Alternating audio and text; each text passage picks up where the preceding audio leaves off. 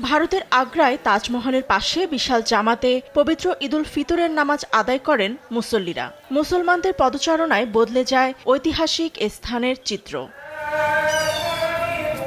শনিবার ভারত জুড়ে পালন করা হয় ঈদুল ফিতর। এর মধ্যে নয়াদিল্লি, ভারতের আসাম, মধ্যপ্রাচ্যের ভোপাল এবং তামিলনাড়ুর মাদুরায় ঈদের নামাজ আদায় করেন স্থানীয় মুসলমানরা। পবিত্র ঈদুল ফিতরের নামাজ শেষে ইরানের বিরুদ্ধে মার্কিন ইসরায়েল যুদ্ধের প্রতিবাদে মিছিল করেন ভারতীয় কাশ্মীরের মুসলমানরা।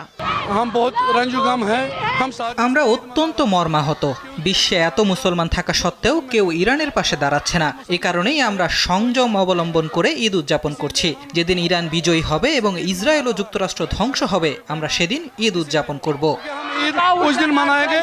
গেল কয়েক মাসে প্রথমবার গুলির শব্দে নয়, ঈদুল ফিতরের নামাজের মধ্য দিয়ে দিন শুরু করেছে আফগানিস্তান সীমান্তবর্তী পাকিস্তানের বাসিন্দারা। যুদ্ধবিরতি স্বস্তি এনে দিয়েছে দুই দেশের মানুষের মধ্যে। ঈদের নামাজ আদায় করলেও কাটেনি আতঙ্ক। আমরা আশা করিনি যে ঈদ উদযাপন করতে পারবো। যুদ্ধবিরতি হয়েছে, তাই আমরা আমাদের গ্রামে চলে এসেছি। আল্লাহর রহমতে এখন শান্তি বিরাজ করছে এবং আমরা আনন্দের সাথে ঈদ উদযাপন করছি। ঈদের সকালে জাকার্তার সিভিনংয়ে একটি ফুটবল স্টেডিয়ামে হাজার হাজার ইন্দোনেশীয় মুসলমান ঈদুল ফিতরের নামাজ আদায় করতে সমবেত হন। এ সময় মধ্যপ্রাচ্যের সংঘাতে ক্ষতিগ্রস্তদের নিয়ে উদ্বেগ প্রকাশ করেন অনেকে।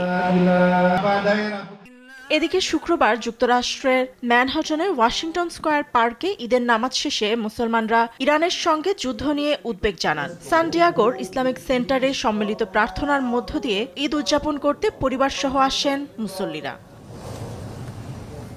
ফাতেমা তাসনিম, নিউজ ডেস্ক, দেশ টিভি।